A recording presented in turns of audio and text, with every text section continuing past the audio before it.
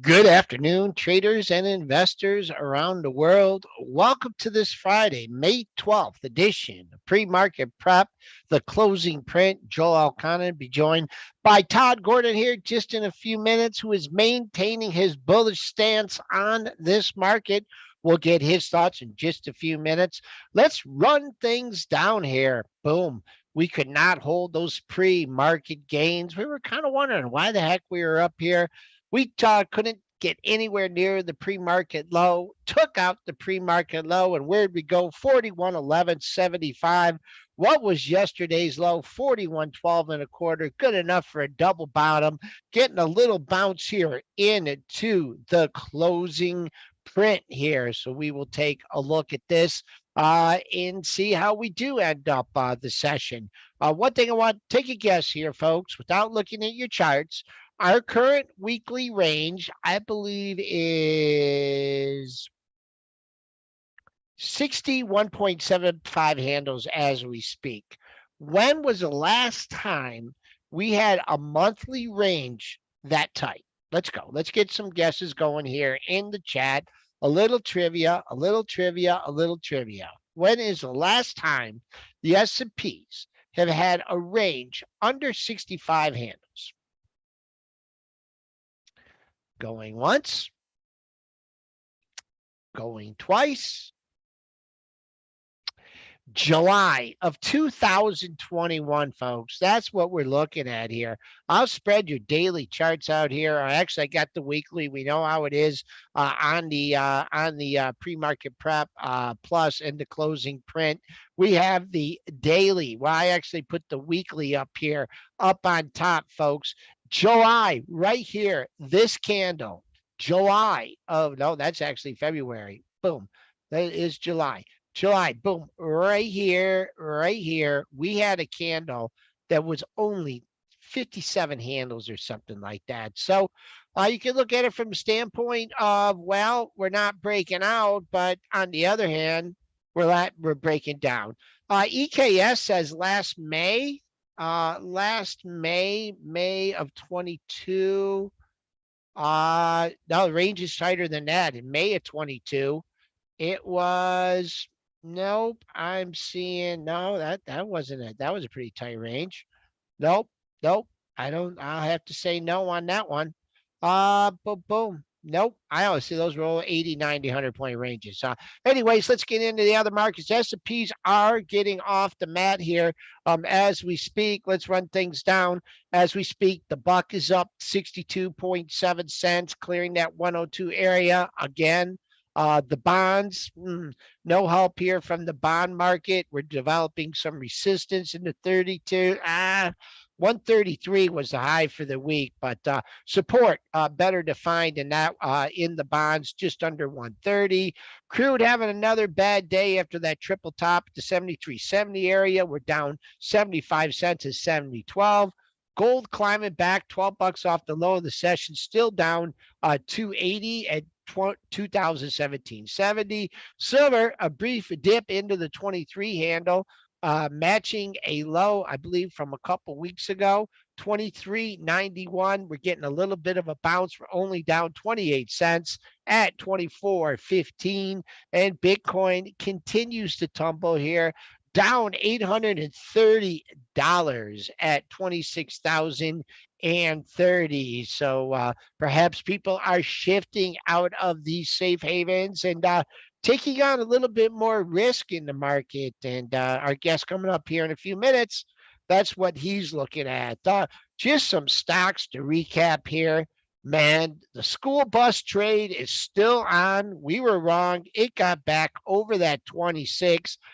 In fact, it got over to 27. So there's earnings trade. Another pop in the S&Ps here. Now we're into 41.30 handle, trying to get back to scratch. The only way to get back to scratch is if you get back to 43.75 in the S&Ps. So the buy the dippers coming in here late in the last 25 minutes of the session. The school bus trade is working, but the bank trade is not working here. This is what's holding our market back. Well, PACW now down 11 cents, but I saw Co-America, Regional Bank, down $1, PNC, down $1.50. Bank of America, down 42 cents. JP Morgan, down 231, folks. Bank is not where the place to be. It is definitely still weighing on the market, probably weighing on the IWM as well. We still have just a tale of two worlds here, between the three worlds, between the Qs, the S&Ps, and the IWM. Not a good looking day, not a good looking week for the IWM. The Tesla turnaround, if you were looking for that gap fill on the dailies at 177.65. Well, I hope you didn't get too stubborn, because it went to 77.38, turned around, now trading on the lows of the session. I did see some news regarding a lawsuit, but I mean, you see those things all the time. There's the Tesla turnaround. Not all tech is good. PayPal breaking down once again. PayPal new low for the move. Horrible week for PayPal. Where is the bottom? I don't know. We're gonna have to find one. Square, that's down $1.92 at 55.40. That's making a new low for the move. So not all tech is easy tech. EKS points out one of the regional banks that I own, NYCB, that's up 22 cents. I just don't know if that can withstand. They did pick up some money on the assets, I believe, from one of the big banks, but we'll see how long that can carry them. What else? Oh, the big surprise of the day to me, First Solar makes that acquisition, and boom, right back up, new high of the move. That must be one heck of an acquisition, bringing along some of the other solar stocks with it. Not as much as a bounce in ENPH, but definitely giving a lift to the solar sector. SEDG having a good day as well. A lot of those filling those gaps that they had. Netflix, they thought they came out with some good news. The street is taking it as bad news. They're trying to cut cost. Netflix runs into problems the entire week at the 347, 348 area. And here we are down on the session. And supposedly it came out with good news. So after a 1, 2, 3, 4-day winning streak, Netflix giving a little bit back. And the star of the show, the star of the week, has been Google, as mentioned here, been higher 6 out of the last 7 trading sessions. Over that course, the only one day decline was of only 30 cents. Over that time period, Google at the 107.70 area has tacked on a whopping almost $13, and that's close to 12% during that run in Google. So Google, with the AI talk, finally trying to catch up with some of the other mega cap tech. One more, we'll cover Airbnb here for who's that? Florida, giving back those gains from yesterday. Not good, making a new low of the move. So not sustaining that bounce that it had yesterday. We'll see if this has a date with $100. All right, Mr. Gordon, I hope he's in the background there. I'm going to stop the screen share. I'm going to give him his cue to come on and join us on here on the closing print. We actually got him to work a full day on Friday. You work at That's pretty funny, Joel. Bell to bell on Friday here, baby. Oh yeah, this Friday. Until the Saratoga racetrack opens up, then different story. So did you see that? Hey, whoa! I got the memo. First of all, nice shirt, shirt, buddy. Green Look shirt. at that. We got the green, same color, baby. Yeah, green, like money. So hey, green, just like the KRE. You're talking about the financials being down. You see, regional ETF just went positive. Did it? Yeah, dude. What is bringing that up? I don't know. I haven't gotten into the regionals yet, but KRE is green on the day. Oh, it must be like the non-banking components of it or something. No, what are you talking? Schwab. No, I think watching the correlation of Schwab and KRE, Schwab was up Is it to Schwab? Okay. no, I mean Schwab, not KRE, but Yeah, yeah. Schwab's up 2.2% right now. I mean, that's not a bad move. Florida wants to know if you like Bank America at 26. Is he referring back to our back and forth on Bank of America? That was really fun, you and I going back and forth on that. Yeah, yeah. Let me just see. Bank. Geez, yeah. That doesn't look like there's a lot of support there in bank, unfortunately. I mean, bank was weak even before we went into this regional bank volatility. Bank of America was weak. I mean, this financials were weak. I don't see much holding above 26 in bank. I'm not short. I took it off, but Right. still lower. Okay. So rotation, right? Yeah. We are in a wicked, and in these rotations, sometimes they last 2, 3, 4 days, I think, or longer, for longer term portfolios. I think what's been, Dennis has been alluding to and talking about this week is there's just been like rotations within sectors, which has been, individual stocks within sectors, and there's just been a lot of chop around. But from your email here, I see that you're going to be doing some rebalancing here, and like a lot of the market, this consolidation, these lower ranges, to you, this is indicating a little bit more of a risk on trade. So I think so. okay. Yeah, and let's dive into that. I see Dennis tweeting, and you're doing it, like talking about the rotation. Like, not to put you on the spot, but what are you seeing? Like, when you say rotation, like, can you put more behind that for me? Yeah, selling everything and buying mega cap tech. Okay, all right, rushing into large cap tech. Yep. I see it, and and that's certainly the growth trade has been rotating in for sure. Yep. I mean, if you look at one of my favorite charts, my favorite charting package just kind of froze on me. Otherwise, I'd bring it up. But one of my favorite charts is looking at the IVW, the iShares Growth ETF into IVE, which is the value ETF. Looking at that ratio and overlay that on the U.S. 10-year yield. The 10-year yield, I think, is single-handedly driving the rotation between growth and value. And then you break down into the sector level. Clearly, tech is moving. Comms are moving. Now that Google's on board, Meta was already doing it. Netflix is doing it. And what's interesting is you get inside of consumer discretionary, and it's not participating like tech and comms. But if you get down to the industry level within consumer discretionary, there's some really strong names in there. There's some really, really strong groups in there that I find interesting. They're trading right along in the growth. So the rotation, I think, is a very good point that you're making. I mean, I'm looking at a bunch of stocks. I added 3 new names. I'm only done with my dividend portfolio. I'm not quite done with my growth portfolio for the RAA, but I mean, look at the home builders. Look at those things. I mean, they were coming out of a 6 PE. Now they're 8. Is it expensive? Nope. Churchill Downs, we talked about that. I'm increasing my holdings there. DR Horton, Starbucks, McDonald's, even Vail Resorts, MTN. I mean, I'm finding some really, really fun names within the consumer discretionary. But again, the point is, you look at XLY compared to the market, it's nowhere near where tech and comms are. You just have to get below the surface. And that's why I'm kind of driving at your point on rotation. Right. And the growth trade, I mean, it's kind of selective. Yeah. Right. And so there's the rotation within the rotation.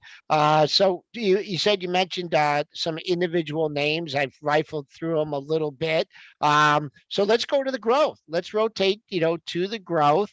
I'm using my charts. Let me know if your charting package comes undone here. Kathy's having a rough day today. I know that might not be your preferred, but with interest rates, and let me go back here for a second. Are you a little bit disappointed with the inflation data that we got, with inflation going down for the 10th month in a row, that we couldn't pierce the top of this trading range? Is that concerning to you at all? Well, so the headline hit a four handle, right? Core was stubborn on a five. But we knew what was it? At the headline level, we knew energy was going to be spicy going into driving season. We knew crude oil bounced back from really deep levels, but crude isn't trading based on inflation. It's trading the weaknesses based on coming slowdown and fear of a recession. So I see crude bouncing back as a demand side, which I think is a positive. So yeah, it's going to keep CPI at the headline elevated, but that's, I think, a factor of increased demand. So I think that's a good thing. Shelter, I think, is shelter. I mean, I know people are calling the data the Fed's using lagging, but I'm just looking at Zillow, looking at real estate. I don't see real estate going down. And if you look at those home builders, I mean, what the hell? Sorry, but like, how are we going into recession when there's that demand for home building? And that spills over into a lot of other. I mean, I've always, said, so goes the home builders, so goes the market. I can Yeah. remember 2012, right? When, you're like, wait, like, why isn't this market going down? We should be tanking. And like the home builders were like building a base. Right. And that spills over into other, that's good for your Home Depots, right? That's good for Right. some of And, your consumer those discretionaries. guys have been lagging. Home Depot and Lowe's. I'm trying to figure out what's going on with those guys. They can't get off the mat. I was trying to get a little bit more home building exposure and some supporting stocks, but those guys, I'm holding as is. I'm not doing anything with Home Depot. I thought about switching it out for Lowe's. I'm seeing a little bit better execution with Lowe's, but yeah, no, sorry to go back to your answer question. I think they expected it seasonally. This was going to be a higher core reading. We got it. It was nice to see the four handle on the headline. I mean, we're on hold going forward. I mean, you knew Powell wasn't going to come out and say, I'm all done raising rates. He wasn't going to say that, but we're done. We're not, they're pricing in cuts in September and on through the end of the year. And then next year, we'll see what happens with that. I don't know. And, the other thing I think was really good on the market was, do you look at the revisions from non-farm payroll, the prior revisions? I don't. Educate me. Yeah. So there were huge revisions from the prior reading. NFP current was strong, but the revisions were like, I'm just making, that's like ballpark 60, 70, 80,000 revision down. And they keep citing the job market as being extremely tight. But all of a sudden it was like, we just had a massive revision last month. So everyone's saying, oh, maybe this hike wasn't required. So I think that kind of cemented the end of the rate hiking cycle. Now we got to see where that 10-year yield goes, which is just so locked at around 3.4, 3.3, 3.5. I can't wait to see where this 10-year yield goes. And I still think that's the lifeblood of rotation happening right now. And I think yields go lower. I know the dollar's up today, good correlation with yields, but if we get a sub 3.2 print in the 10-year and we can get down to a two handle, what message does that send the market? I think it scares the market initially because they buying bonds because of fear of recession coming, slowdown, blah, blah, blah. But then they realize, no, it's anchored long-term inflation expectations. And maybe people are putting the 60-40 portfolio back to work. And it's just, we're back to normal. And it's a good thing. So I'm kind of looking for stocks and bonds to trade together. And we continue to see this rotation back in growth. And I don't know what it's going to take, Joel. I mean, everything is so tight. These ranges are crazy. Maybe it's just this pre-summer, whatever, and then we're going to get a June into July move. But I can't wait to see the NASDAQ, I think, above those August highs and Groundhog Day, February 2nd in the S&P at 41.95, man. It's all about that.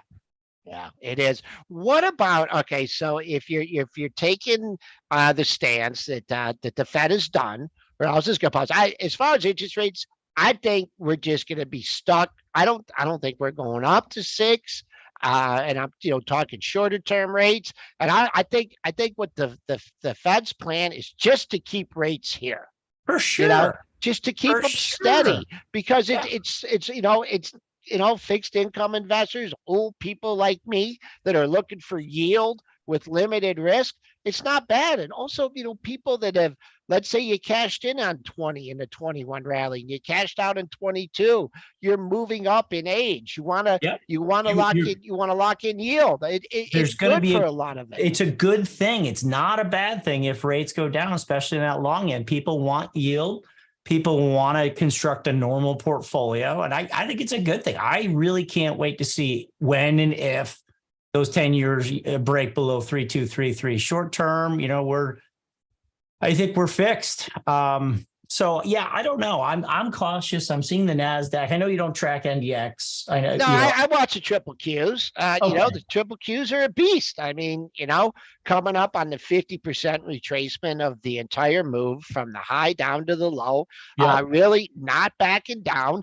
Tech seems to win the mega cap, lower rates. Well, that's good. And then it seems like it's almost a flight to safety on these down days. But I just want to go to the industrials here. So if you think rates are pausing and or going down, and you're looking at the housing sector, so you're not forecasting a recession, why would you be reducing your exposure to like industrials? Like, are we going to be building new buildings and needing equipment and the industrials? Wouldn't that kind of play into a non-recessionary thesis? Yeah, it's strange. I'm watching the industrials and I watch a rotation model. And industrials along with materials have been rotating out for sure. I'm looking at some of the defense stocks like Northrop Grumman, I cut, Lockheed Martin, I reduced holdings. I think John Deere, DE has been an underperformer. I put Walmart in. This is, again, just the dividend portfolio. Consumer, well, obviously Walmart isn't industrials. That's the line below. But, I don't quite understand, to be completely honest, why industrials are lagging so much here. I think some of the war premium is coming out of those defense stocks that went in, and those are going to be big drivers. I don't know. I don't know. Why is Deere so weak? Why is heavy machinery coming off? I mean, there's some areas, it'll take me a second to pull it up, that I saw there are some pockets in some industries with industrials that are strong, but like you said, it's a big rotation into growth right now. And I think the value, which industrials are lumped in, had their day in the big 2022 rotation into value. And I make no mistake about it. I mean, we are going into I think we're in the next growth rotation, and I didn't really see AI being the driver of this. Okay. But, yeah, it's, I don't know. What about the financials? You're also lightening exposure to that. I mean, is that just like they haven't gone up in a rising interest rate environment? Yeah. I mean, it's just horrible performance in the regionals. I mean, that's the one thing holding this market back, right?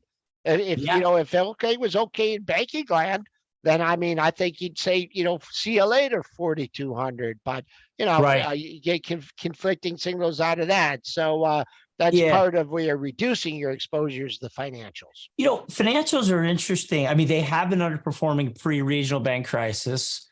The two industries within the financials that are showing strength are insurance and reinsurance. Travelers, check out that name. TRV looks really, really good. It's just I think it's good and bad what's happening with the financials in that, I agree with you. I don't think the Fed's going to cut rates. I hope they keep them here. I think that gives investors comfort to go in and know if a real shoe were to drop, the Fed has some countermeasure.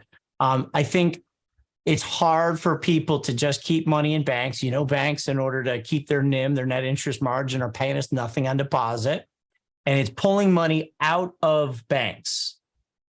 It's hurting the financials, and everyone's saying this is the next GFC. I did a whole piece. I don't know if you and I have talked. I did a whole piece showing the market capitalization of regionals compared to financials as a percent of the S&P, and showed just how small it really is. But I think, it's a bad business model. I think insurance is doing well. And I think, on deposit, institutions can't keep money in. So what's going to happen, I think, is it's pulling money out. People are getting short-term yield from treasuries. They're going to roll off. And if in fact, we are seeing that money being pulled out of the sidelines, which was in the financials. That money comes out of short-term treasury at maturity. Where is it going to go? I think it goes into the market or into the bond market.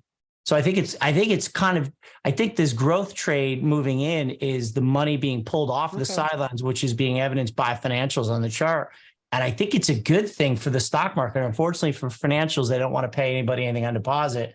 They're suffering as a result. But I think this is the money off the sidelines. And that's just my little conspiracy. Curious what you think.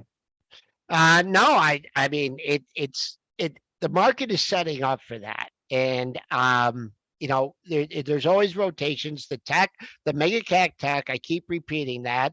For a while when the market was going down, I was like, and those were going down. I'm like, if they could just stop going down and stabilize, not necessarily go up. That's just kind of the way I feel about, like the IWM. I mean, that's your smaller cap stocks and everything. If that could catch a bid, then it's a whole different story. Okay, so why do we need breadth to have a good bull market? As technicians, I don't understand why. I think a 5% Fed funds is fine. I think that's going to limit access to credit for less than rock solid balance sheet companies, which a good amount of the IWM components are that.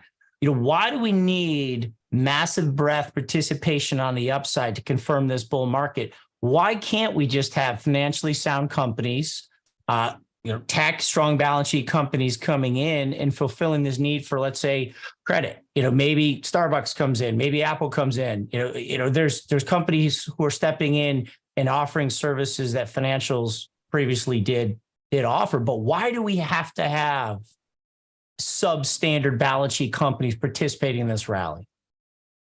You don't.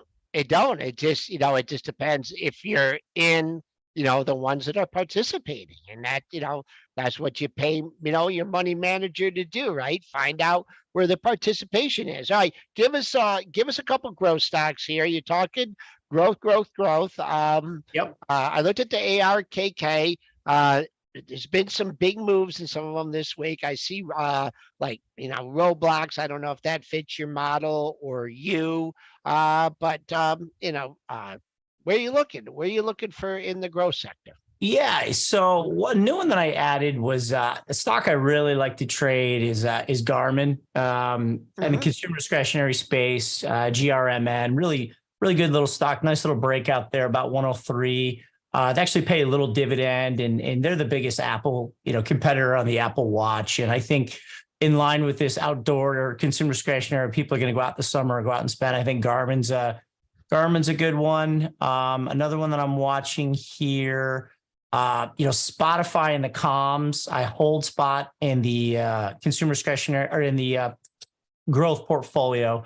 Spotify continues to be really, really good on that long form media podcasts like Spotify. I mean, the chips, ON Semiconductor, I'm holding that. How do you not like that? I can't wait to see what happens with NVIDIA through 300. I hate to say it, I upped my Apple and Microsoft holdings, which is crazy to me. Did you know Microsoft is a larger representation in the NDX than Apple? Which, even though it's strange. Yeah. So those are just a few names in there. I'm holding Netflix. I mentioned MELI, Mercado Libre, a little South American Amazon equivalent. What about Amazon? Amazon's looking better. Amazon's looking better for sure. Amazon and Google, I'm kind of glad to see those guys come off the lows.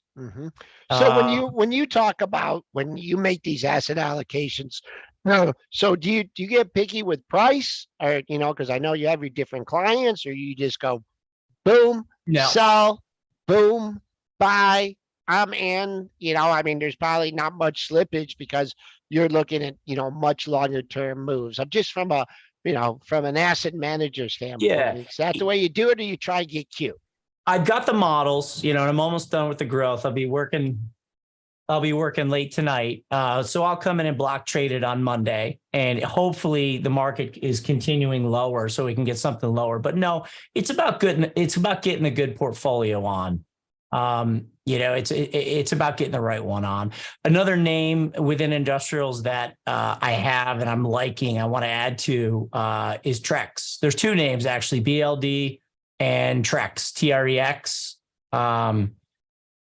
Showing some pretty BLD is coming back here, pretty oversold bounce. Looks like it's improving its position. And then I've always liked Trex, TREX. Sold off hard after the pandemic, after everyone was fortifying the house, and sort of looks like sort of a kind of a rounded bottom. I know stock's gotten crushed, but we can pop above the 60, 61. I think those shorts come into cover and watch that on the upside. But yeah, no, we'll block trade it Monday and put it to work. But yeah, it's all about the portfolio in here. The market is so slow. It's not like we're making 2% moves a day in here. No. Okay. All right. Well, just like the rest of the week, man, tight range, double bottom at 41.12 in the S&Ps. We know the resistance is. We just mosey back into the close. Not a bad day.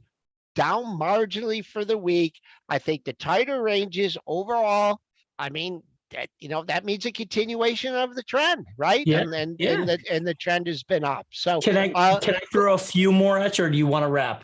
No, a few more, okay. And then we're out of here. I heard you mention. No, I'm not let you. It's Friday, man. We're grinding until. No, I'm kidding. I heard you mention solar. I actually shorted Sunrun, the TAN ETF. I know it was up today, but I think that looks weak. I think solar is coming in. Enphase, that's a tricky one, but I'm short run with an option trade. A couple health names are pretty solid in there. Shockwave, Dexcom, Stryker is a slow moving beast. And then what else was I going to say? There's a few other I wanted to throw at you. Sorry, I got off topic. Okay. Yeah. So you're mixing me up. You're saying you like some and you don't like some. Where you at on the Stryker? Oh, those are all solid. Yeah, Stryker looks good for sure. Okay. Healthcare is showing good relative strength in here. I like the pattern XLV. Dexcom looks good. Stryker looks good. Boston Scientific looks good. Shockwave. I think there's some good names in healthcare for sure. I cut Pfizer out. Pharma is lagging with the exception. I think Merck looks great. Energy, we'll see. I think Staples have had a really, really good run. Hershey, you see that thing? CHSY? A Great American Chocolate Bar. Holy bananas. Look at that thing consolidating up here near the top. It looks like he's getting ready to blow the roof off that thing again. It's crazy. I mean, Costco, is this consolidation? I'm just talking Staples. Like Staples is the one defensive sector that's hanging in with growth in here. What's going to go with Costco? BJ's has been picking up market share on Costco. The Staples group is fun in here. McDonald's, the deal there. Right. Yep. The drive-through indicator. Yeah. Tractor Supply looks good. I mean, some of these staples are crazy. But yeah, sorry. That's it. Okay. Shake Shack and DraftKings and a couple more consumer discretionary. Those are crazy names. Yeah, and also if you're talking about a recession, I mean, not a great day for Royal Caribbean, but look at what that thing's done in the month of May. I mean, people are getting out, man. People are getting out. How's Dick's Sporting Goods doing? Look at that. Look at DKS. That thing is.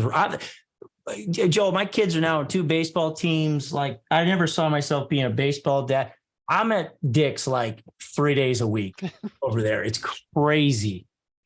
Yeah, I was. I won't tell the stories now, but I coached my girls' softball teams. Yeah, and boy, oh boy, by my last year in the league, they didn't let me coach anymore.